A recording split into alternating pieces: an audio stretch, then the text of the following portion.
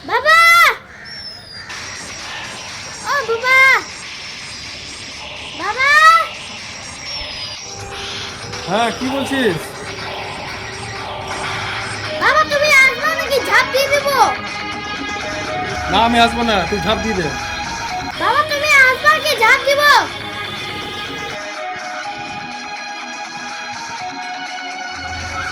আরে বললাম তো আমি আসবো না, তুই ঝাঁপ দিয়ে দে। বাবা আমি শেষবারের মতন বলছি, তুমি আসবে কি ঝাঁপ দিব? আমি আসবো না।